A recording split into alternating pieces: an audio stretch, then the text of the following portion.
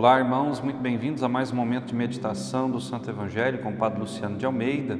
Hoje, domingo, dia 10 de outubro, 28º domingo do tempo comum. E eu te convido a tomar em mãos a palavra de Deus, abrindo-a no Evangelho de Marcos, capítulo 10, versículos de 17 a 30.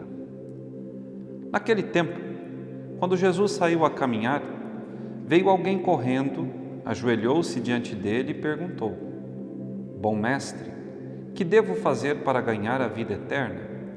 Jesus disse: Por que me chamas de bom? Só Deus é bom e mais ninguém. Tu conheces os mandamentos: não matarás, não cometerás adultério, não roubarás, não levantarás falso testemunho, não prejudicarás ninguém, honra teu pai e tua mãe.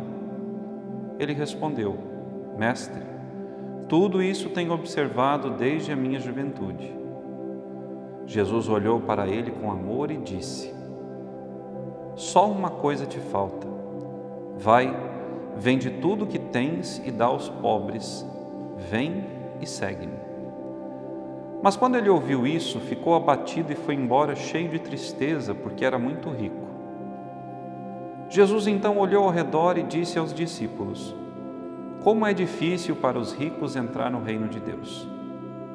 Os discípulos se admiravam com essas palavras, mas ele disse de novo: Meus filhos, como é difícil entrar no reino de Deus. É mais fácil um camelo passar pelo buraco de uma agulha do que um rico entrar no reino de Deus. Eles ficaram muito espantados ao ouvirem isso e perguntavam uns aos outros: Então quem pode ser salvo? Jesus olhou para eles e disse: Para os homens isso é impossível, mas não para Deus. Para Deus tudo é possível. Pedro então começou a dizer-lhe: Eis que nós deixamos tudo e te seguimos. Respondeu Jesus: Em verdade vos digo, quem tiver deixado casa, irmãos, irmãs, mãe, pai, filhos, campos, por causa de mim do Evangelho, receberá 100 vezes mais agora durante esta vida, casa, irmãos, irmãs, mães, filhos e campos, com perseguições, e no mundo futuro a vida eterna. Palavra da salvação, glória a vós, Senhor. Vejam, meus irmãos e minhas irmãs, a palavra de Deus hoje, dirigida a nós por Jesus, apresentada nesse Evangelho segundo Marcos, nos chama a atenção para o apego às coisas terrestres e, sobretudo, o apego às nossas riquezas, que muitas vezes não são riquezas materiais, mas são riquezas pessoais de ideias, comportamentos, possibilidades, dúvidas. Quantas vezes nós nos fazemos ricos, ou seja, soberbos, diante da palavra de Deus? A palavra de Deus, meus irmãos e minhas irmãs, é o norte da nossa vida.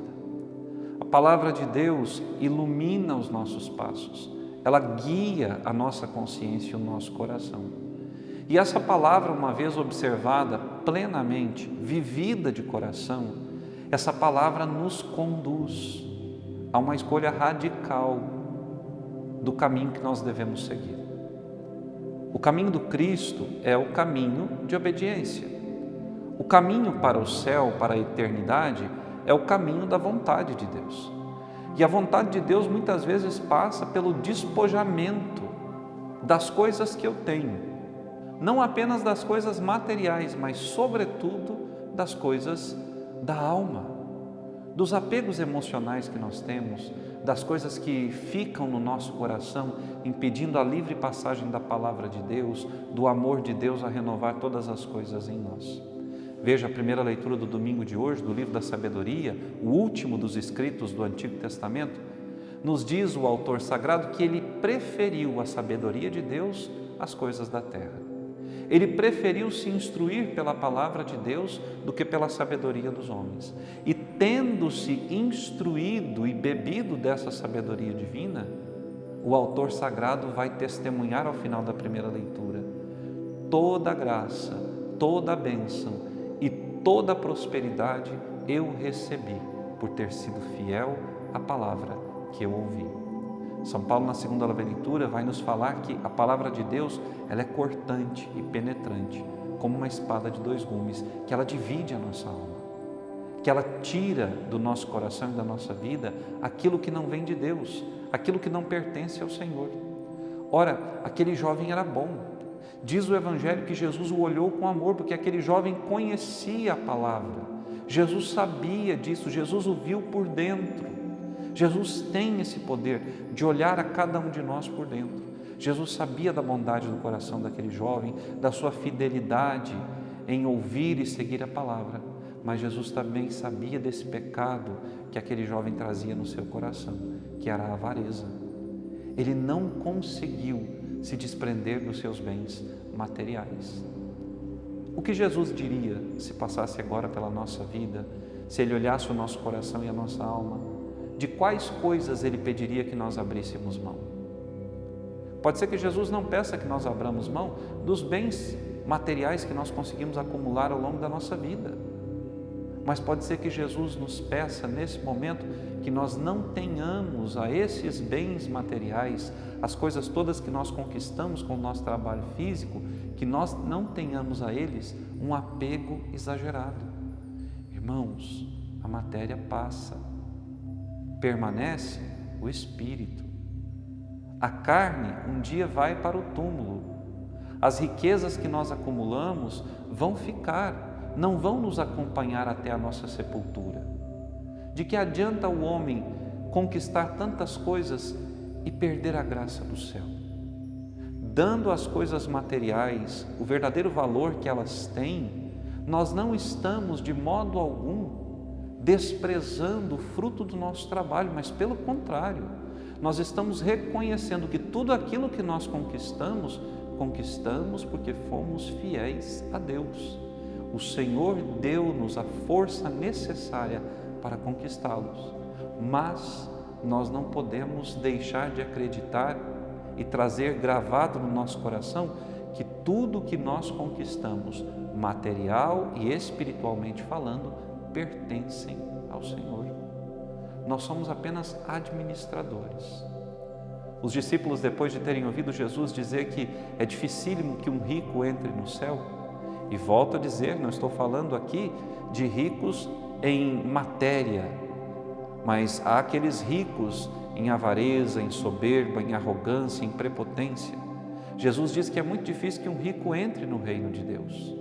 Ora, para entrar no reino de Deus, para entrar no lugar onde Deus é o centro de todas as coisas, onde Ele é a razão de tudo existir, eu preciso anular-me a mim mesmo para viver em Deus e de Deus.